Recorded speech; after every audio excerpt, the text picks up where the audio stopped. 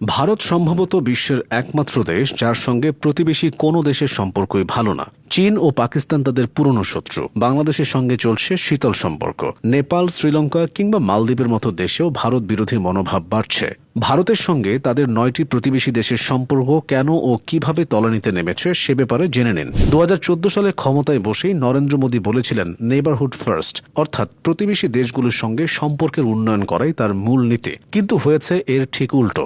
বাংলাদেশ দিয়ে শুরু করা যাক। ক্রিকেট থেকে শুরু করে সীমান্ত ইস্যু, নানান কারণে বাংলাদেশ ভারত বন্ধুত্বে ছেদ পড়েছে। ভারতের আধিপত্যবাদী মনোভাবের কারণে এমনটা হয়েছে বলে দাবি করা হয়। বৈদেশিক বাণিজ্য এবং নদীর পানি বন্টন ইস্যু, বাংলাদেশের সঙ্গে ভারত সব দিকে আধিপত্য বিস্তার করছে। অনেকে মনে করেন বাংলাদেশের তিনটা বিতর্কিত জাতীয় নির্বাচনের পেছনে ভারতেরও ভূমিকা ছিল। এছাড়া রেল ট্রানজিট সুবিধা থেকে শুরু করে বন্দর ব্যবহার এবং বাংলাদেশের বিদ্যুৎ খাত সবখানেই ভারত লাভবান হয়েছে। শেখ হাসিনা সরকার এই সম্পর্ককে সমতার সম্পর্ক বললেও দেশের মানুষ কখনোই সেটি মনে করেনি। হাসিনার পতনের পর মানুষের সেই মনোভাব তীব্র আকার ধারণ করেছে। বাংলাদেশের সঙ্গে ভারতের সেই সুসম্পর্ক আর নেই। প্রায় একই রকম ঘটনা ঘটেছে ভারতের অন্যান্য প্রতিবেশী দেশেও। নেপালে নতুন সংবিধান প্রণয়নের সময় ভারতের প্রচ্ছন্ন সমর্থনে যে অর্থনৈতিক অবরোধ কর্মসূচি পালিত হয়েছিল তার বিরুদ্ধে সেদেশের সাধারণ মানুষ ভারত বিরোধী প্রতিবাদে ফেটে পড়েছেন। নেপালের ক্ষমতাতেও আছেন ভারত বিরোধী হিসেবে পরিচিত কেপি শর্মা ওলি। মালদ্বীপেও গত বছর ভারতপন্থী একটি সরকারকে হটিয়ে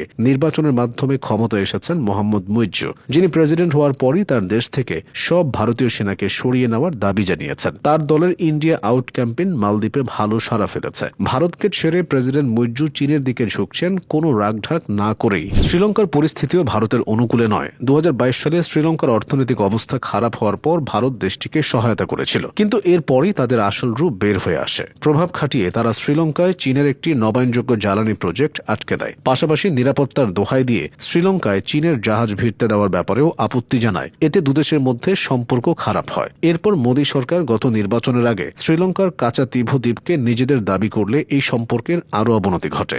অথচ 1974 সালে ভারতের কংগ্রেস সরকার এই দ্বীপটি শ্রীলঙ্কাকে দিয়ে দিয়েছিল।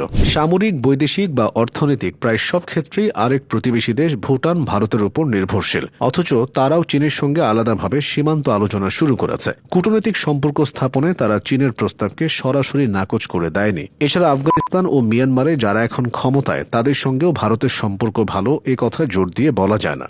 এর মধ্যে একটি সরকারের সাথে ভারতের এখনও পূর্ণ কূটনৈতিক সম্পর্ক স্থাপিত হয়নি। অন্যদিকে মিয়ানমারে চলছে অস্থিরতা। সেখানে বিভিন্ন খাতে ভারতের শত শত কোটি টাকার বিনিয়োগ এখন প্রবল অনিশ্চয়তার মুখে পড়েছে। সীমান্ত ইস্যুতে চীন এবং পাকিস্তানের সাথে দীর্ঘদিনের বৈরিতা তো আছেই। গত এক দশকে প্রতিবেশী দেশগুলোর সরকার নিজেদের স্বার্থে ভারতের প্রতি খুবই বন্ধুত্বপূর্ণ ছিল। কিন্তু এসব দেশের সাধারণ মানুষ বর্তমানে ভারত বিরোধিতায় ফুঁসেছে, যার প্রতিফলন বাংলাদেশ, নেপাল এবং মালদ্বীপে স্পষ্ট হয়েছে। কিন্তু স্থিতিশীলতা বা গণতন্ত্রের কথা বলে ভারত কখনো এসব দেশের মানুষের ক্ষোভ বা উষ্মাকে গ্রাহ্য করতে চায়নি। বলা যায় এটাই তাদের জন্য কাল হয়ে দাঁড়িয়েছে। প্রতিবেশী দেশগুলোর এতদিনের জমা হওয়া এই রাগকে ভারত কিভাবে সামাল দিবে, এটাই এখন তাদের আসল চ্যালেঞ্জ।